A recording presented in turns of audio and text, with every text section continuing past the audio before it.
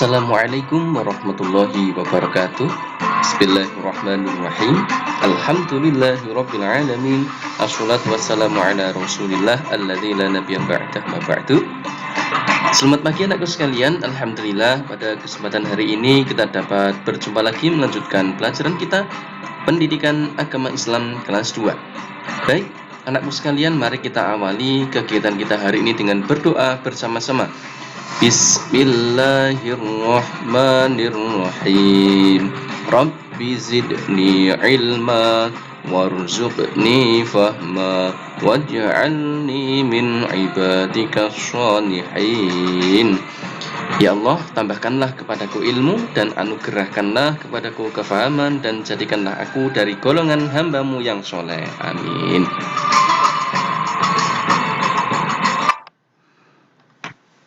Baik, anakku sekalian, pada kesempatan hari ini, Pak Rufi akan menyampaikan pelajaran tentang sifat wajib bagi Allah, sifat mustahil bagi Allah, dan sifat jaiz bagi Allah. Apa itu? Sifat wajib bagi Allah, yaitu sifat yang harus ada pada zat Allah, atau sifat yang pasti dimiliki oleh Allah. Jadi Allah pasti memiliki sifat ini. Dan selain Allah tidak ada yang memilikinya. Yang kedua, sifat mustahil bagi Allah, yaitu sifat yang tidak mungkin ada pada zat Allah, atau sifat yang tidak mungkin dimiliki oleh Allah. Jadi sifat mustahil ini adalah kebalikan dari sifat wajib. Kalau sifat wajib itu sifat yang pasti dimiliki oleh Allah, sedangkan sifat mustahil sifat yang pasti tidak dimiliki oleh Allah. Oke, selanjutnya sifat jaiz bagi Allah yaitu fi'lu kulli mumkinin aw tarkuhu, yaitu melakukan hal-hal yang mungkin atau meninggalkannya. Jadi terserah Allah, Allah itu mau melakukan apa, itu terserah Allah. Entah itu menurut manusia itu mungkin terjadi atau tidak mungkin terjadi, yaitu Allah berkehendak atau tidak terserah Allah. Namanya sifat jaiz.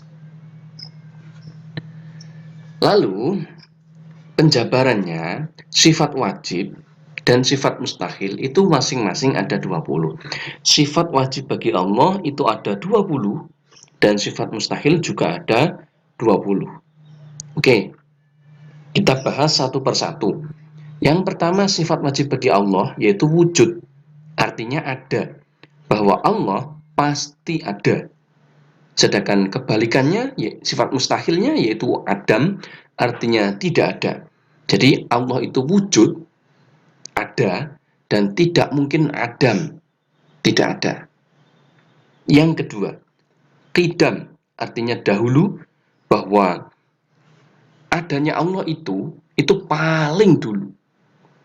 Paling dulu. Karena apa? Allah yang menciptakan alam semesta ini. Antara yang menciptakan dengan yang diciptakan, pasti dulu yang menciptakan. Artinya, Allah itu lebih dulu dari alam semesta ini. Allah ada, ya, lebih dulu dari semua yang dulu. Allah itu adanya dahulu. Lawan katanya adalah kudus, artinya baru. Ya, bahwa Allah itu qidam dan tidak mungkin kudus, tidak mungkin hudus. Yang nomor 3, baqo, artinya kekal, bahwa keberadaan Allah ini kekal abadi, sedangkan makhluk itu tidak kekal. Ya, alam semesta ini tidak kekal. Ya, kita semua manusia, alam semesta ini adalah makhluk, ini tidak kekal. Manusia pasti akan meninggal, hewan pasti akan mati, dunia ini pasti akan rusak, sedangkan Allah ini kekal abadi, tidak mati, tidak rusak. Sedangkan kebalikannya atau sifat mustahilnya yaitu rusak. Jadi Allah itu baqo, kekal, dan tidak mungkin fana, tidak mungkin rusak.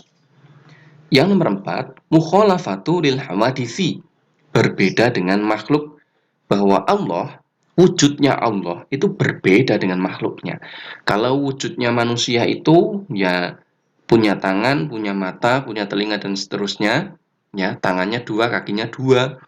Kalau sapi, kakinya 4, punya ekor panjang. Nah, itu sapi.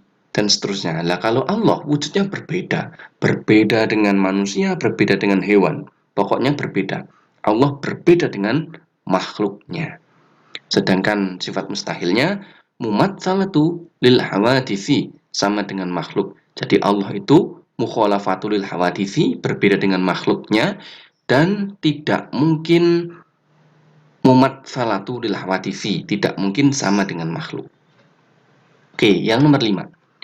Qiyamuhu binafsihi, berdiri sendiri, bahwa Allah itu tidak membutuhkan yang lain, tetapi yang lain atau makhluk itu butuh kepada Allah. Kita butuh kepada Allah, hewan butuh kepada Allah, tumbuhan butuh kepada Allah. Yang ngecat lombok siapa? Allah. Berarti kita semua butuh kepada Allah, tetapi Allah tidak butuh kita. Allah berdiri sendiri, qiyamuhu binafsihi, dan Allah tidak mungkin ihtiyajuhu li khairihi, atau butuh yang lain. Oke, nomor 6. Wahdaniyah, artinya esa. Esa itu artinya satu, nak. Jadi Allah itu Maha Esa, Allah Maha Satu, tidak ada Tuhan yang lain selain Allah. Kebalikannya yaitu ta'adud, artinya terbilang, bahwa Allah itu wahdaniyah, Maha Esa, dan tidak mungkin ta'adud, berbilang. Nomor 7, kudrat, artinya kuasa. Allah itu mampu. Allah mampu menciptakan alam semesta ini yang isinya ada manusia, ada hewan, ada semut. Semut jumlahnya berapa? Banyak banget. Lalu semut punya hidung nggak? Bisa bernafas, punya jantung? Nah, Allah bisa, mampu menciptakan semua itu dan mampu menghidupi semuanya. Ya, karena Allah kudrat, kuasa. Kebalikannya yaitu ajzun, lemah. Jadi Allah itu kudrat, kuasa, dan tidak mungkin ajzun, lemah. Yang nomor 8, irodat, berkehendak. Ya, Allah itu berkehendak. Adanya virus corona ini atas kehendak Allah. Dan jika Allah berkehendak virus corona ini hilang, ya maka akan hilang.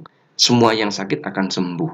Maka marilah nak, kita berupaya, kita berusaha menerapkan protokol kesehatan, dan kita berdoa kepada Allah, kita memohon kepada Allah, mudah-mudahan Allah berkehendak menghilangkan virus corona ini.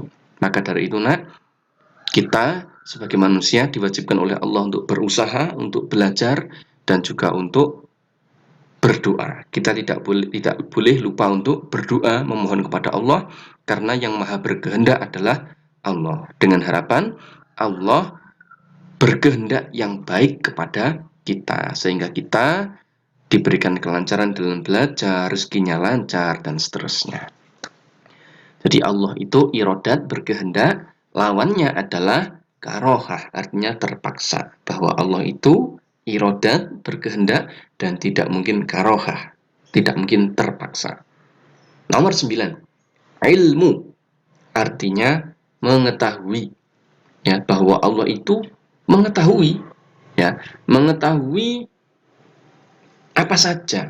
Orang yang paling pandai di dunia ini, ya, ini hanya diberikan sedikit ilmu oleh Allah, ya, sedikit saja, gitu, ya. Berarti ilmunya Allah seberapa? Banyak, karena Allah yang mengetahui semua yang ada di dunia ini, ya. Termasuk yang kita kerjakan bagaimana, Allah mengetahui. Apa yang belum kita kerjakan, Allah mengetahui.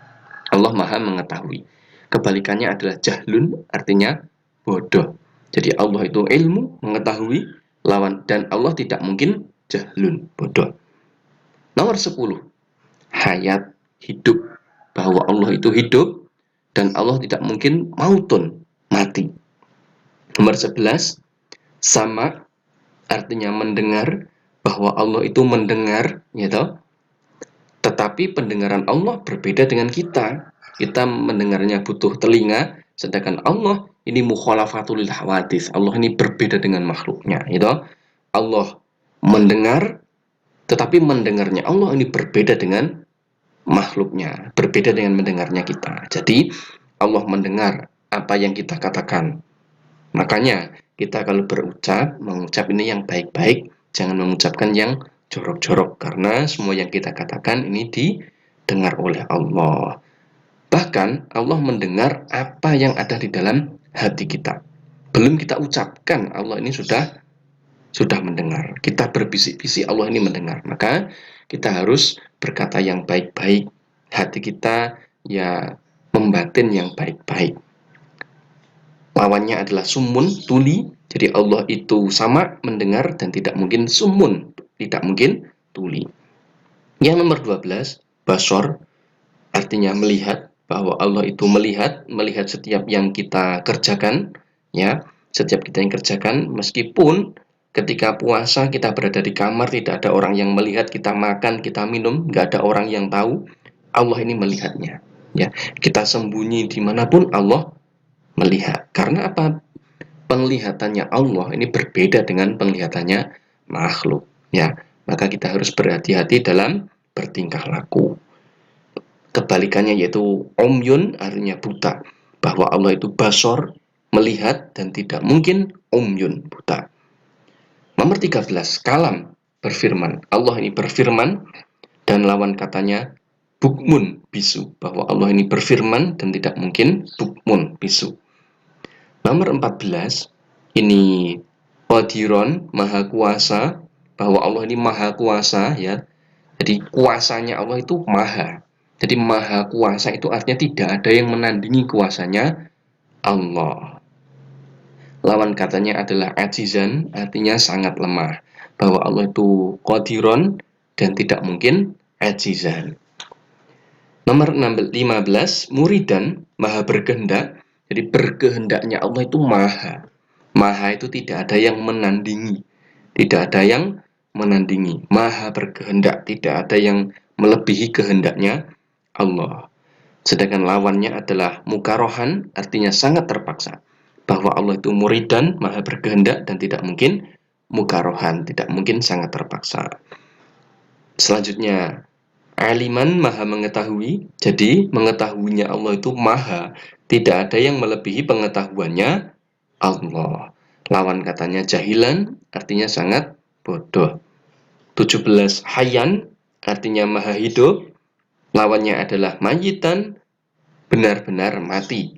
Jadi Allah itu maha hidup, itu ketika yang lain sudah mati. Jadi hari kiamat nanti semua manusia, semua makhluk hidup ini mati, semua makhluk hidup ini rusak, Allah ini tetap hidup karena hidupnya Allah ini maha hidup, ya. Jadi Allah itu hayyan, maha hidup, dan tidak mungkin mayitan, tidak mungkin mati. Nomor 18, sami'an, maha mendengar. Jadi mendengarnya Allah itu maha, tidak ada yang menandingi mendengarnya Allah. Bahkan apa yang kita batin dalam hati kita ini Allah mendengar. Bahkan suaranya semut, ya, semut bercakap-cakap dengan temannya, Allah ini mendengar. Karena Allah mendengarnya ini maha.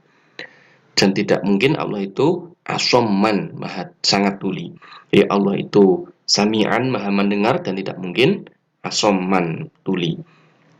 Kemudian basiron, Allah itu maha melihat. Jadi melihatnya Allah itu maha, tidak ada yang melebihi penglihatannya Allah. Tidak ada yang mampu bersembunyi dari penglihatan Allah. Dan Allah tidak mungkin akma, betul-betul buta.